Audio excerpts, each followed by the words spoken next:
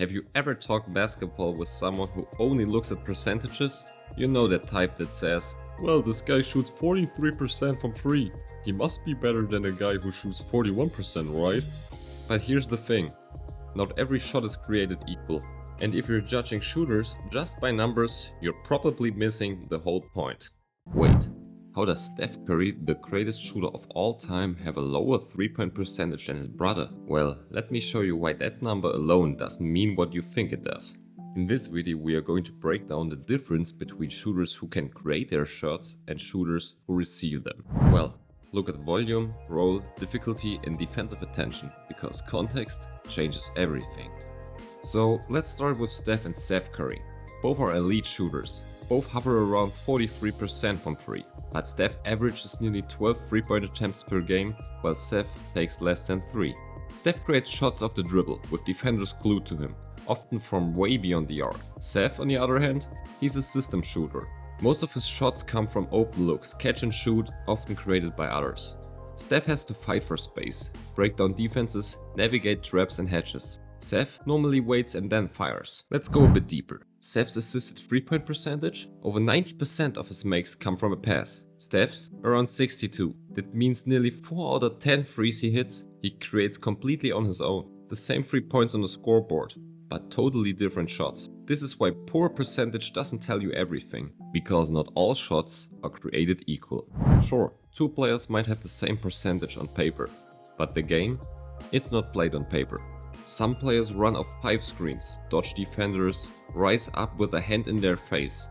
Others, they stand in the corner wide open, catch it and shoot. Same number on the box score, but totally different realities. So, who creates their shots? Who's the focus on the defense?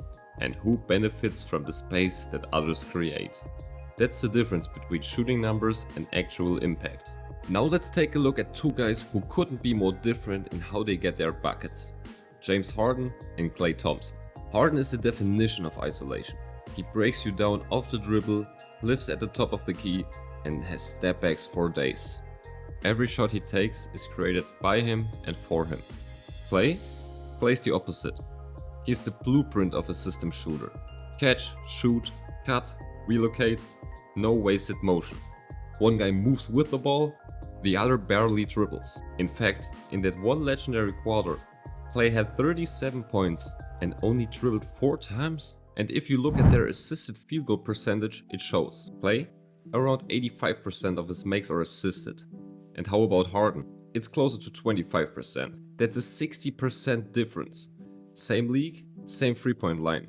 Completely different ways to get there. And again, if you only look at the percentages, you miss what's behind the numbers. But shot selection is only half of the story. The other half is how much pressure a player faces just to get the shot off. Let's take Harden. He gets doubled regularly. Teams load up on him in isolation, rotate early and force the ball out of his hands. Now compare that to Klay.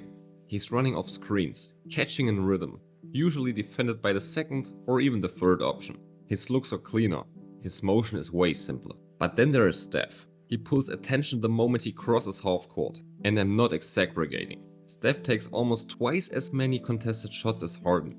And Harden takes nearly double what Klay or even someone like Seth gets. And still, they all shoot nearly the same percentage. That's the wild part. The shot might count for 3 points on the scoreboard, but the effort it takes to get there, that's not equal. So next time you see a percentage, pause. Because without context, it's just a number. The real question is, what did it take to get that shot off? Okay, now let's take a look at some of the top scorers in the league. Not just in terms of volume, but in the difficulty of the shots they take. Steph Curry takes around 19 shots per game. And well over 60% of those are contested. That's what happens when defenses pick you up at half court. How about Shai? It's actually a similar story. He averages nearly 20 attempts per game and about 2/3 of them come with a hand in his face. Same thing with Ant. Explosive, aggressive and always drawing contact. Roughly about 60% of his shots are under heavy pressure. And if we take a look at Luka, the offenses run mostly through him. He averages about 21 attempts per game, and many of those come late in the clock with no space and no help. Then you've got guys like Jason Tatum or Devin Booker, 2 of the smoothest shooters in the game.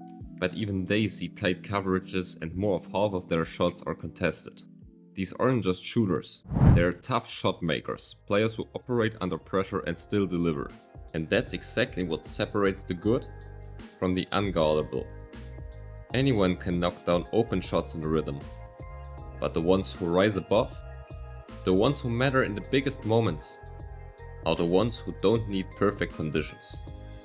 They hit when it's off balance, they hit when it's crowded, and they hit when everything is breaking down. So you might just think shooting percentage tells the whole story, but it doesn't. When the game's on the line, coaches don't just look at numbers, they look at who can get the shot off under pressure. Down 3 with 2 seconds left, you don't want a guy who's only effective when he's wide open. You want someone who can catch, rise up and bury the shot, even with the defender directly in his face. That's the reason why not every good shooter sees minutes late in a close game. There are guys who hit 80 out of 100 in practice, but struggle the moment there's a real contest. Shot creators stretch the floor, they force defenders out further, and they make the defense react, opening lanes for everyone else on their team.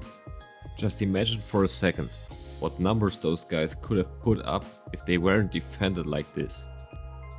So, when we talk about shooters, we can't just stare at percentages, because a number won't show you the full story. It won't show you the sprint of 2 screens, the off-balance catch, the defender's hand right on your face, or the foot barely behind the arc mid-fadeaway. A stat line doesn't show the context, it doesn't show pressure, it doesn't show gravity. Because someone like Steph doesn't just take threes, he pulls defenders with him the second he crosses half court. The attention alone bends defenses, opens up lanes and makes everything else on the floor easier. So there's a difference between a shooter and a shot maker. A shooter hits when it's clean, a shot maker hits when it shouldn't even be possible. And in the playoffs, when everything slows down and nothing comes easy, the difference becomes everything. So next time you see a number like 43% next to a name on a graphic, ask yourself, what kind of shots are we really talking about? Because when it's all on the line, when the shot clock's winding down, it's not about how often they hit it, it's about what it took to get that shot off. It's a difference between understanding what happened and why it happened, between watching all the highlights and seeing the game within the game. So yeah, next time someone says, this guy shows 45%, that guy only 41, ask them what kind of shots were they taking. And the ones that go in with the defender in your face, off the dribble, off balance, with the game on the line, are not the same shots as a wide open spot up shot from the corner. So thanks for watching, I hope you guys enjoyed the video, see you!